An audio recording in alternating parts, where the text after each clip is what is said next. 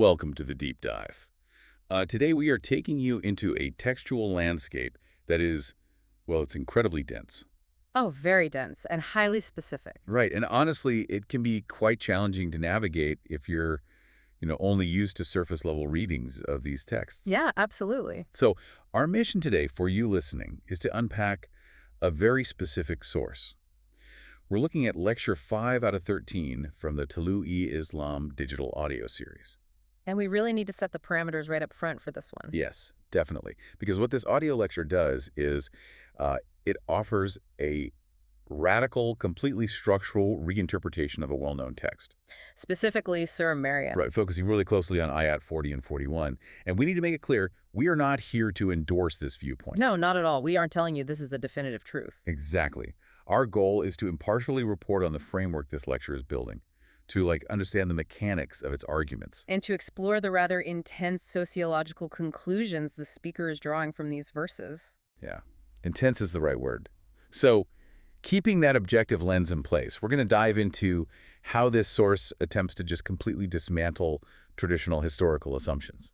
And I mean, that dismantling starts immediately. It really does. The lecture does not ease into its thesis at all. It goes right for the foundational way these texts have been read for, centuries. Right, because if you look at the standard historical assumption, the traditional way verse 40 is usually framed, it reads like a fairly generic, almost poetic reminder. Yeah, just a passive statement. Like the text translates roughly to, everyone eventually dies, the earth belongs to the divine, and we all return to face judgment. Which is how most commentaries frame it, as a passive religious placeholder. Exactly. It's the kind of thing you might hear at a funeral, to offer comfort. Right. And then if you're just reading along, the text seems to abruptly pivot into this disjointed historical biography of Abraham, or Ibrahim. It just feels like a sudden channel change. Yeah, like it totally changes the subject. But the speaker in this lecture completely refutes that superficial view. Completely. The argument presented is that you have to look much, much closer at the underlying language. Okay, so what is the lecture actually seeing there? Well, according to this framework, verse 40 is not a passive religious reminder about the afterlife at all. Not at all. No.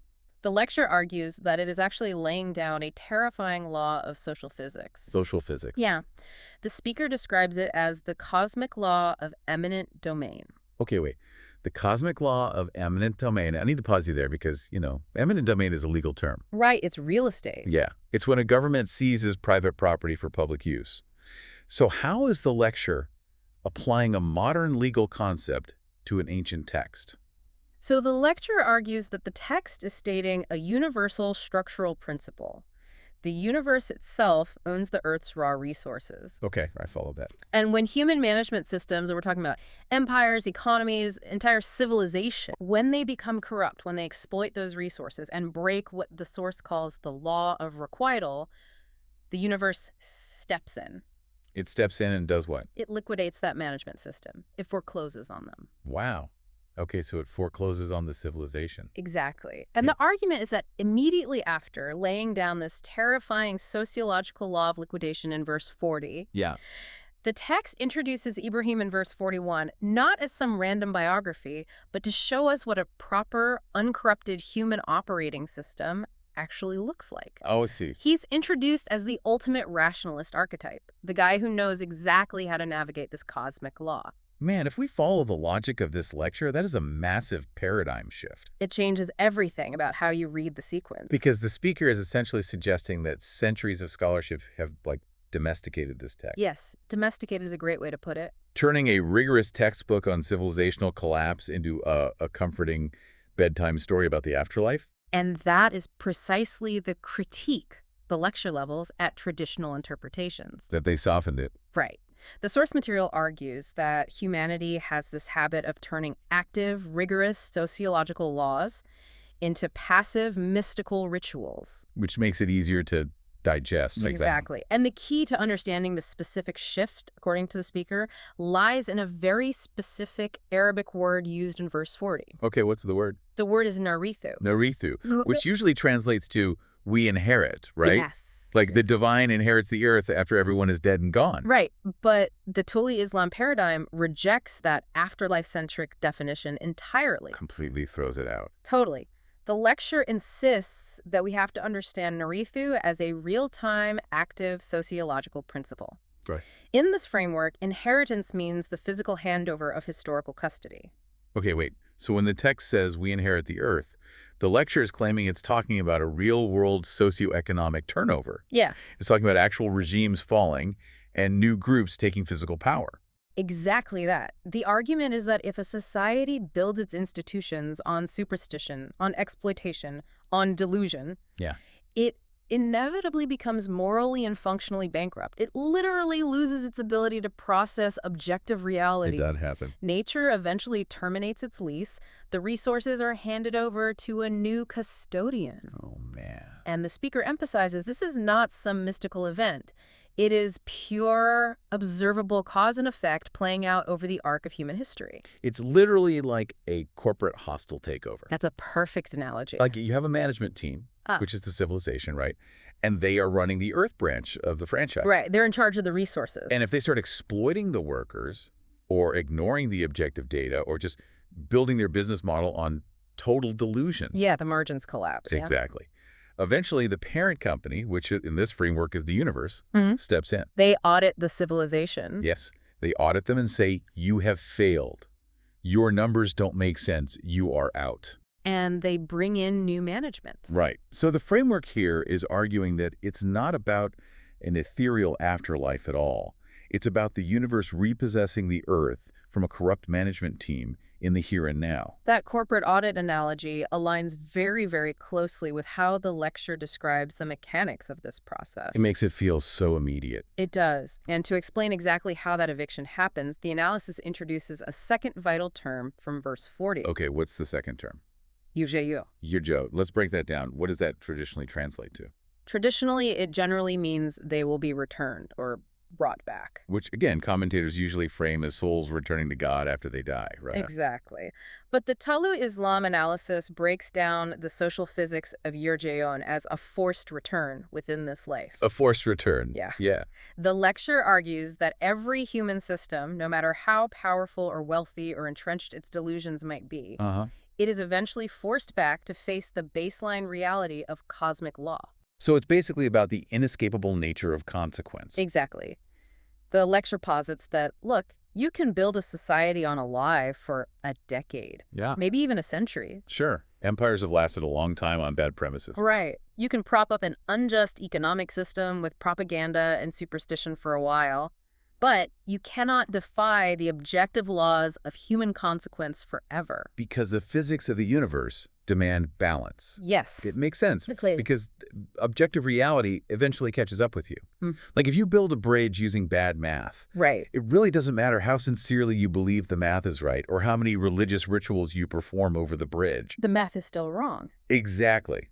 Eventually, gravity, which is a baseline reality, is just going to pull that bridge down. And that is the exact mechanism of Yurjan. Okay. When a society creates extreme imbalance, whether that is wealth hoarding, systemic exploitation, or mass delusion, the lecture describes Yurjan as the mechanism that snaps the rubber band back. The tension gets too high. Yes. The system cannot sustain that tension. It collapses under the weight of its own irrationality. And the universe reclaims the resources. And hands the keys to a new group. Okay, so the lecture establishes this very intense, very active law of civilizational turnover. Right. But how does the source use this to explain the structural narrative of Surah Maryam? Because the transition here is what commentators have always found so jarring. It is a sharp turn. Yeah, we had this sweeping law of eminent domain in verse 40, and then verse 41 immediately says, mention in the book Ibrahim. Yeah. We literally go from the story of Maryam and Jesus, which, took up the first 39 verses, straight into the story of Ibrahim. Right. On a surface reading, I have to admit, it really does feel like we just changed channels on the television. It definitely feels disjointed if you're just reading it as a collection of historical stories. Right. But the lecture clarifies this structural shift beautifully by pointing back to the social physics we just discussed. Okay, how so? The speaker argues that the surah shifts from Jesus' origins straight into Ibrahim because the underlying law of requital is completely consistent. Consistent in what way, exactly? Well, the framework suggests that whether you are dealing with the birth of a new vanguard, which is what Maryam represents in the earlier verses. Okay, the incubation phase. Exactly. Whether it's that or you are dealing with the absolute breakdown of an old, corrupted system, which is what Ibrahim's era represents. Right. The cosmic physics are identical. The law applies to the entire life cycle of a civilization. So Maryam represents the incubation phase of a new, pure system operating quietly within a corrupt environment. Yes. While Ibrahim represents the active public demolition of a fully mature, despotic system. Precisely. The source argues that the text brings in Ibrahim specifically to show us the antidote to civilizational bankruptcy. Oh, I see. If verse 40 is the terrifying audit we talked about, verse 41 introduces the auditor. The guy doing the math. Right. But it doesn't just introduce him as a random historical figure. The lecture draws massive attention to the very specific, highly engineered linguistic title given to him in the text. Right, let's look at that. Verse 41 says, mention in the book Ibrahim.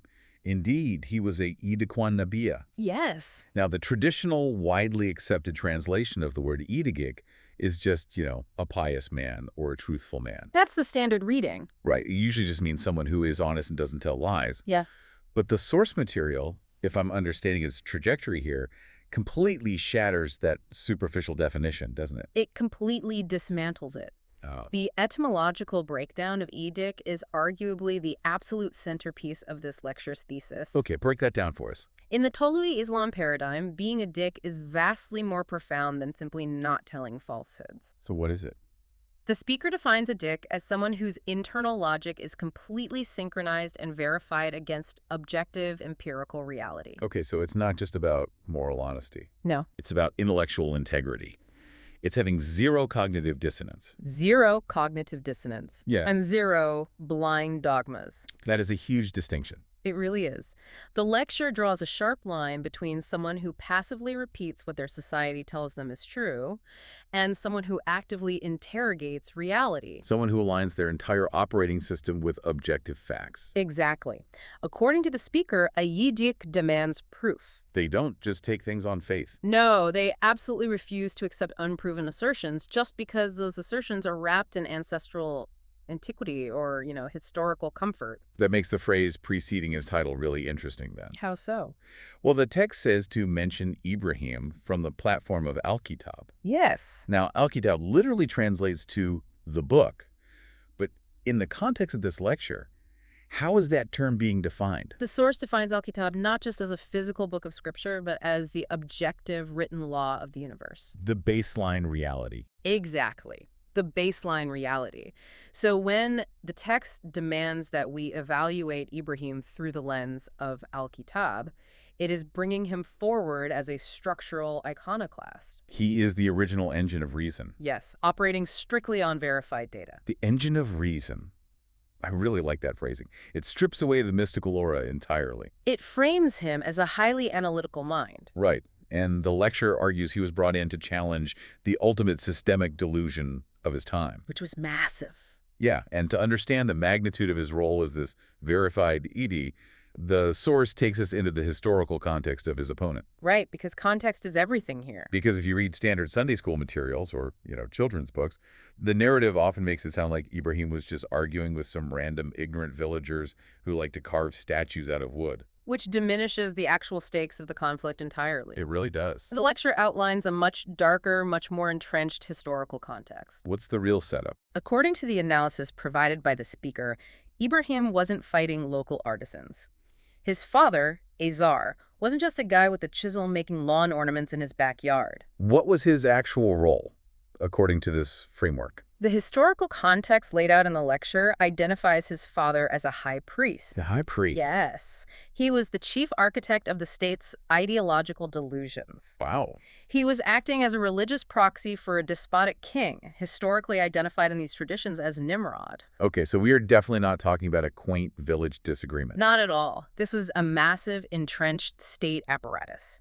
And the source argues that its power and economic control were built entirely on a complex system of star worship and idol worship. Let's spend a minute exploring the psychology and the sociology of that setup, because I think it's crucial to the lecture's point. Let's do it. You have a massive state apparatus. The king, Nimrod, has the wealth, he has the military, the monopoly on violence, right? Right. But to keep a massive population subjugated, violence alone is incredibly expensive and inefficient. You can't just put a guard on every corner. Exactly. You need an ideology. You need the people to essentially police themselves. Yes.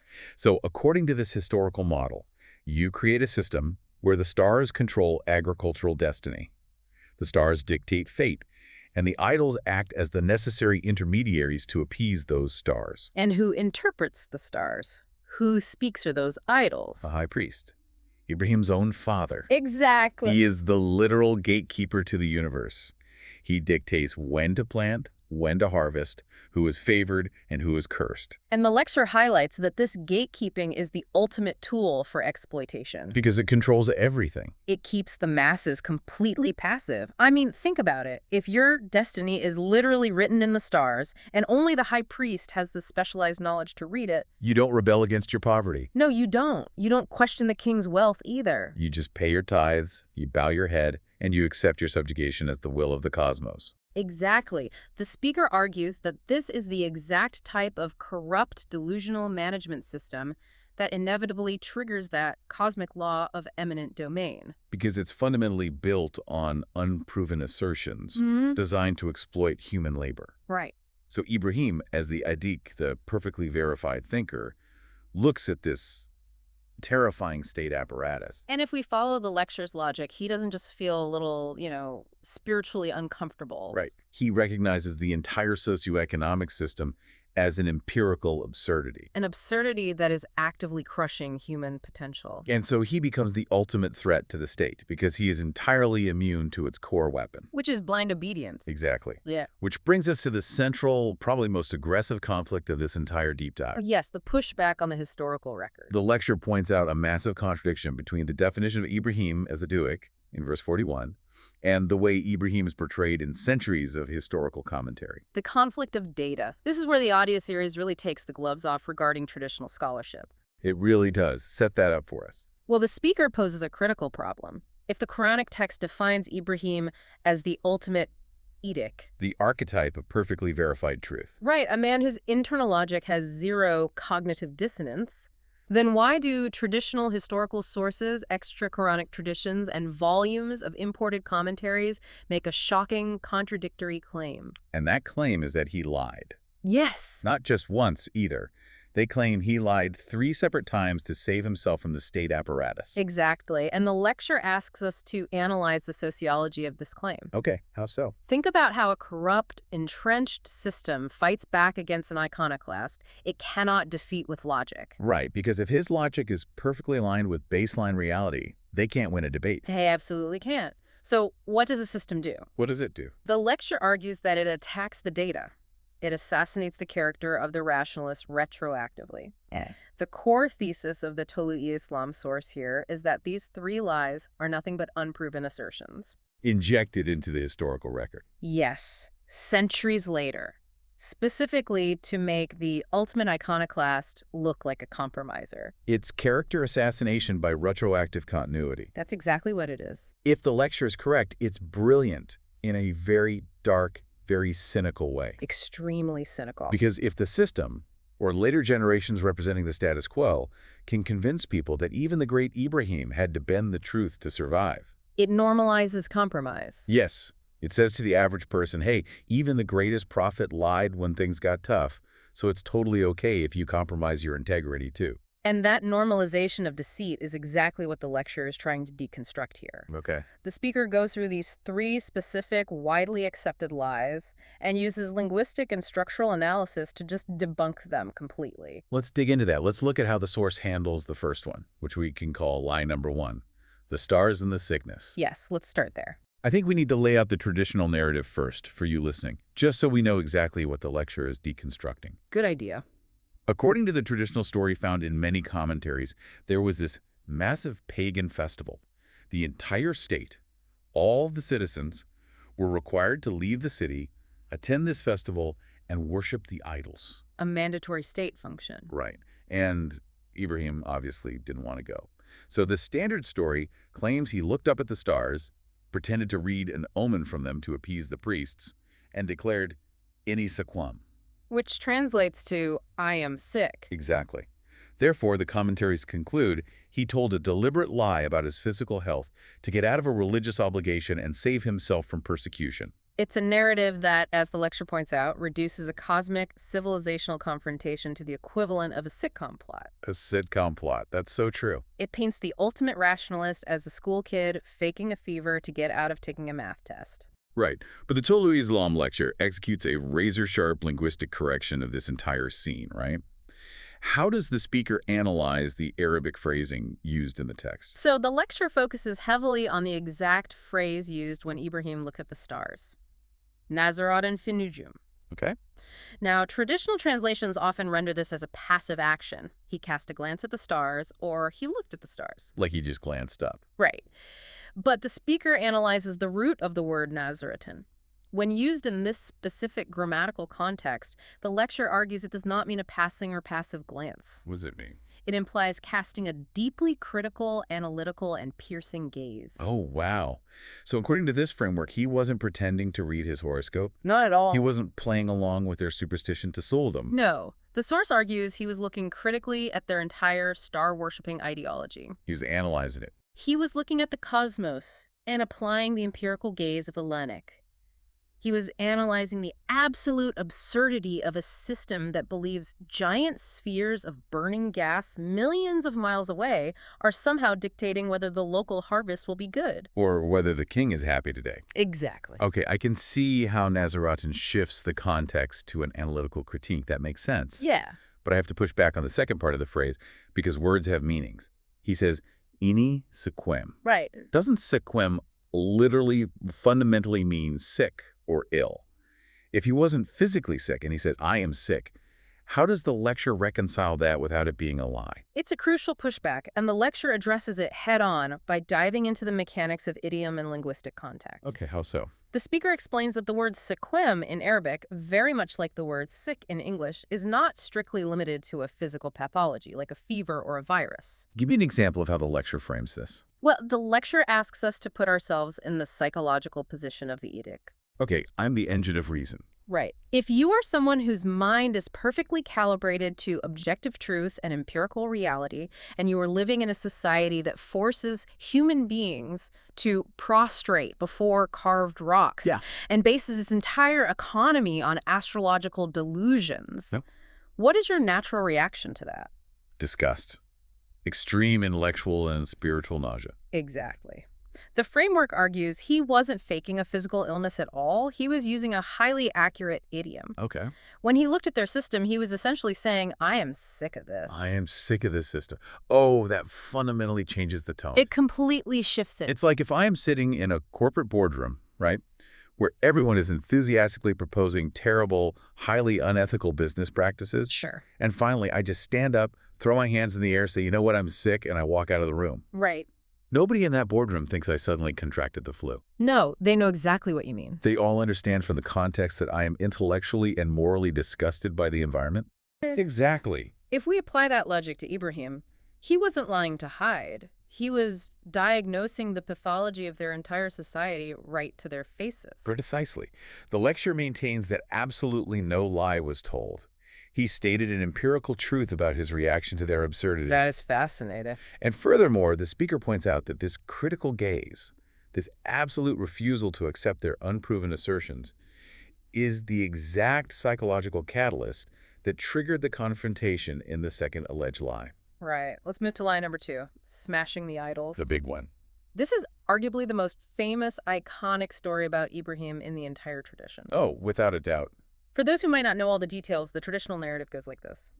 The people leave the city for their festival. Ibrahim sneaks into the main temple carrying an axe. Right. He systematically smashes all the smaller idols to pieces, but he leaves the largest chief idol completely intact, and he hangs the axe around its neck. Setting the scene. When the priest and the people return, they are horrified. They find Ibrahim and demand, "Who did this to our gods?" And what does he say? Ibrahim sarcastically points to the big idol and says, "Ask the big one who did it. He's got the axe. And traditional commentary for centuries has labeled this event as his second lie. A literal lie. Yes. The standard interpretation is that he lied by blaming the big idol, using sarcasm as a shield to preserve his own life and avoid immediate execution. But the Tolu Islam source looks at this traditional consensus and vehemently disagrees. Extremely so. I need you to walk me through this, because if I break my neighbor's window and I point to the wind and say, the wind did it, Right. even if I'm trying to teach a philosophical lesson about fragile glass, I am still technically, factually stating a falsehood. That's a fair point. So how does a lecture justify this dialogue under the strict zero cognitive dissonance definition of a dick? Well, the lecture argues that we are misinterpreting the intent and the mechanics of the dialogue entirely. The speaker asserts that this was absolutely not a lie of self-preservation. If we connect this action to the broader psychological profile of the Idic, the engine of reason, this entire temple scenario reveals itself not as a man trying to hide his guilt, but as a devastating, highly engineered pedagogical trap. A Socratic trap. Exactly. Explain the mechanics of that, because the source's interpretation here is, frankly, brilliant. According to the lecture, Ibrahim wasn't trying to trick them into believing the big statue actually came alive and smashed the smaller ones. He wasn't trying to fool them. Not at all. He fully intended for them to know it was him. Okay, then why say it? But he needed to force the high priests and the citizens through a psychological choke point. A choke point. Yes. When they demand to know who destroyed their omnipotent gods, Ibrahim essentially replies, well, the biggest one is holding the murder weapon. Why don't you ask him what happened? If he's a god, he should know. Exactly. If these are truly gods, if they control the cosmos, the rain, and human destiny, surely this massive stone entity can tell you who broke his companions. He's forcing them to say the quiet part out loud? Yes. He's using their own theological framework completely against them. Exactly. The lecture points out that he traps them in the confines of their own logic. Wow. In order to accuse Ibrahim of the crime, they first have to publicly admit that their god is nothing but a helpless, inanimate piece of stone. That cannot speak, cannot defend itself. And cannot even bear witness to a crime committed right in front of it. Man, that is brutal. The source draws intense focus to the profound humiliation the idolaters experienced in that exact moment. The text notes that they had to hang their heads and confess, you know very well they cannot speak. So in that split second, the cognitive dissonance of the entire state religion is dismantled in real time, in public. Completely laid bare. He forces the architects of the delusion to verbally testify to their own empirical absurdity. Yes. If we accept the lecture's framing, that isn't a lie of self-preservation. That is a masterclass in aggressive prosecutorial rationality. That's a great way to put it. He cornered an entire state religion using their own definitions and forced them to admit the objective data. And the speaker emphasizes that engineering a trap like that takes immense courage, not cowardice. Right, he was standing right there. A liar is someone trying to evade consequences. The lecture argues that Ibrahim engineered the physical destruction and the subsequent dialogue specifically to maximize the ideological consequences for the ruling class. He wasn't hiding behind the big idol. No, he was actively prosecuting the state. It really shifts the view of him from a passive victim trying to survive to an active agent dismantling a regime. It changes everything. Which brings us to the third alleged lie, often referred to as the wife-sister narrative. Right. And I have to admit, even before reading this lecture, this story always felt wildly out of place to me regarding his character arc. It does feel out of place, and the lecture handles this third claim very directly. Okay, how? Though perhaps with less need for deep linguistic parsing because it attacks the origin of the story itself. For context for the listener, the traditional story claims that later in his life, Ibrahim was traveling to Egypt with his beautiful wife. Right. Fearing that the local tyrant king would murder him in order to take his wife, Ibrahim allegedly instructed her to lie and say she was merely his sister. So another lie of self-preservation. Right, this time sacrificing his wife's marital truth to save his own skin. How does the Tolu Islam analysis dismantle this one? The speaker notes firmly that this entire narrative is an imported fable. Imported from where? The lecture asserts that it is an insertion from outside traditions. Specifically, it traces the origins of this narrative back to certain stories in the Torah. Which over centuries of historical commingling slowly bled into later Islamic commentaries and historical texts. It's kind of absorbed over time. Exactly. The source material fundamentally rejects the inclusion of this story because it is in direct, irreconcilable contradiction with the Quranic definition of a dick. The definition they spent so much time establishing from verse 41. Right. The logic is structural. The lecture is arguing that if a dake is, by definition, someone perfectly synchronized with objective truth Yes. and completely reliant on empirical reality, they do not need to operate in the shadows of deceit. The psychological profiles just don't match up. They really don't. If the speaker is right, and Ibrahim was willing to walk into the state temple, smash the national idols, and intellectually humiliate a despotic high priest on his home turf. Why would that same man suddenly cower and lie about his wife in another kingdom? Exactly. It violates the established archetype completely. The lecture's position is that a true, verified thinker does not ever need to compromise truth for safety. And this right here is the pivot point of the entire audio lecture. This is where it gets really real. Yes. This is where the Tolu Islam speaker shifts from historical and linguistic analysis into a very chilling, very modern sociological warning. Because the speaker wants to make it explicitly clear. This isn't just an academic debate about whether a guy lied in ancient Mesopotamia. No. There is a systemic reason why later generations and commentators fought so hard to keep these lies in the historical record. Let's ground this conversation right here. Let's talk directly to you, the listener. Good idea.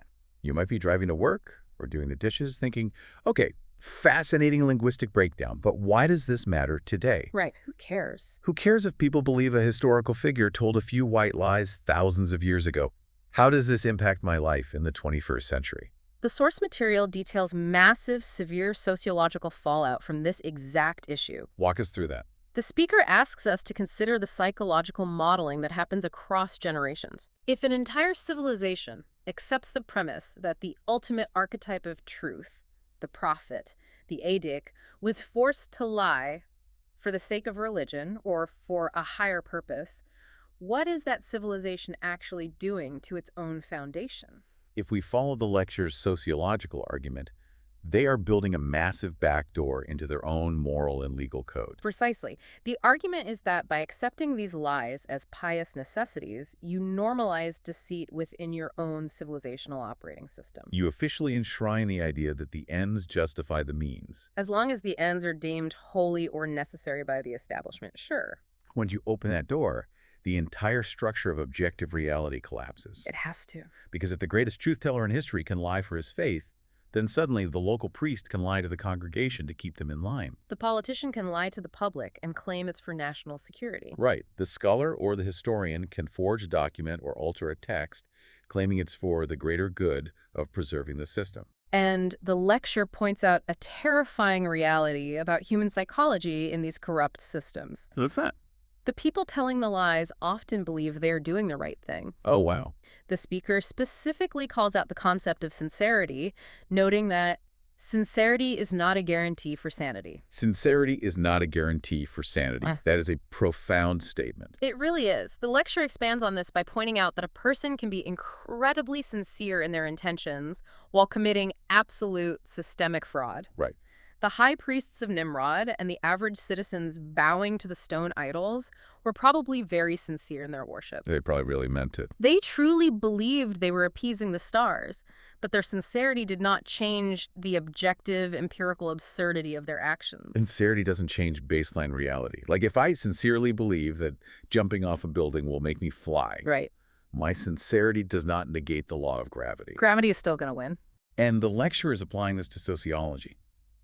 You can sincerely believe that lying for your religion or your political party is a noble act, but you are still injecting corrupted data into the civilizational operating system. And the lecture highlights a very specific real-world consequence of this corrupted data over time. What's the consequence? The total fracturing of society, which the speaker refers to as sectarianism or tafriq. Walk me through the mechanics of that. How does accepting historical fables lead directly to a fractured society today? Well, the framework argues that when a society abandons the unified objective law, the Al-Kitab, that baseline reality Ibrahim stood on, Right. and instead elevates these contradictory, unproven historical traditions and pious lies, the inevitable result is fragmentation. Because there's no anchor anymore. Exactly. Because if the objective center is compromised, there is nothing holding the civilization together. Anyone can invent a new tradition, claim it was a pious necessity, gather followers, and break away. And the source gives such a striking, almost tragicomic example of this fragmentation in modern religious communities. It really does. The speaker discusses the modern phenomenon of communities literally building separate mosques and excommunicating each other simply because people have different physical postures during prayer. Yes, let's really dig into this example because it perfectly illustrates the lecture's warning. It's a perfect microcosm. The speaker describes an educational ecosystem where students graduate from religious seminaries after years, sometimes decades, of intense study. Right. But they graduate with no practical, empirical skills to contribute to society's scientific, economic, or social progress. They can't build infrastructure, they can't solve poverty, they can't engineer new technologies. They have no practical output. So what do? How do they establish themselves and gain power in the religious marketplace? Well, according to the lecture, because they cannot advance objective truth, they are forced to differentiate themselves by hyperfixating on fragmented minor traditions. They invent a crisis. Exactly. They have to create a crisis out of minutia to justify their own existence as scholars. The source describes scenarios that are happening today where a community will literally split in half. Over nothing. A group will raise funds, buy land, and build a rival mosque directly across the street from an existing one. And the lecture compares this to the Quranic concept of a masjid idiyar. Which translates to a mosque of mischief, right? Or a mosque built explicitly to cause division and harm. Yes. And what is the root cause of this massive division, this expenditure of wealth and social capital? Right. What are they fighting about? The speaker points out that they aren't dividing over cosmic laws of justice. No. Or how to eradicate hunger, or how to build a fair economic system. No. They divide over microscopic arguments about physical rituals. It's absurd. They divide over whether you should fold your hands on your chest or on your stomach when you stand to pray. Right. They write 500-page dissertations on whether you should say the word Amin out loud so the person next to you can hear it, or if you should say it silently in your head. The lecture argues that this is the ultimate manifestation of a society that has lost its grip on reality. Completely lost it. They elevate these tiny, unproven, contradictory historical assertions to the level of ultimate divine truth. And then they excommunicate, vilify, and sometimes even physically fight anyone who disagrees with their specific tradition. If we look at this through the lens of the lecture's sociological framework, this isn't just silly. It's a symptom of terminal civilizational disease. Terminal, yes. The speaker calls this tafriq, or total division. When a society's brightest minds spend their entire lives arguing over thumb placement instead of intellectual capital and objective justice, that society loses its ability to function in the real world. And that profound distraction brings us full circle right back to the very beginning of the lecture. To verse 40. Yes, the interpretation of verse 40. Because what happens to a civilization that splinters into 1,000 irrational sects, fighting over hand postures, while ignoring the objective metrics of justice, science, and human progress? It triggers the cosmic law of eminent domain. The foreclosure. Exactly. The framework asserts that nature inevitably forecloses on a divided, delusional society. The lease is terminated. This is the ultimate execution of your Junoon. The forced return to reality. Yes. They are forced back to reality by the inevitable, catastrophic collapse of their own unviable system. Wow. Another group, perhaps one more aligned with objective data, will inherit the resources. The lecture's ultimate argument is that by accepting the lies of the archetype, by normalizing compromise and unproven assertions, we inadvertently accept the logic of our own destruction. The structural logic of this lecture is incredibly demanding. It pulls no punches. We've explored the speaker's concept of the terrifying cosmic law of civilizational turnover. We've discussed the idea of the universe evicting corrupt management teams. Right. And we've examined this radical reinterpretation of Ibrahim as the ultimate verified thinker, the Siddiq, who absolutely refuses to compromise with systemic delusion. And we've seen how the lecture attempts to shatter those retroactive character assassinations of the historical system. Under this framework, Ibrahim has correctly identified the civilisational disease, and he has demonstrated that his internal logic makes him entirely immune to it. He is the antidote. But that leaves a massive practical question hanging in the air. What's that? It's one thing to see the truth. It's one thing to be immune to the propaganda. It's an entirely different challenge to actually deconstruct a deeply entrenched, heavily armed state apparatus from the inside. Very true. How does a single rational thinker go about dismantling the institutional delusions of his own family, his society, and his king? Well, he doesn't do it with armies. Okay. According to the continuing analysis, he starts by targeting the absolute root of systemic blind obedience. Where does that happen? In the very next installment of this series, Lecture 6 out of 13, the speaker tracks Surah Maryam through Ayat 42 to 50. Oh, that's the next sequence. Yes, this is the sequence where Ibrahim formally enters the ring to confront his own father. The high priest, the chief architect of the state's ideological control. Exactly. The upcoming lecture frames it as the ultimate intellectual clash of generations. I can't wait. It is a direct confrontation between the verified objective data of the Udik and the entrenched, highly profitable superstition of the establishment. And based on how intensely this lecture deconstructed the prelude, that confrontation is going to be a fascinating breakdown of ideological warfare. It's an intellectual clash of generations, and you really won't want to miss it. We will certainly be diving into that clash in our next session. But for now, I want to leave you with a final thought to chew on as you step back into your day. Something to mull over. Look around your own life, look at your workplace, look at the political or social systems you participate in. Really look at them. What are the unproven assertions that everyone around you blindly accepts, simply because of historical comfort or corporate momentum or ancestral tradition? It's a great question. Are you participating in a management system that is coasting blindly toward its own cosmic liquidation? Right. Or are you ready to apply the critical, uncompromising, empirical gaze of a deek to your own reality? Something to think about. We will catch you on the next Deep Dive.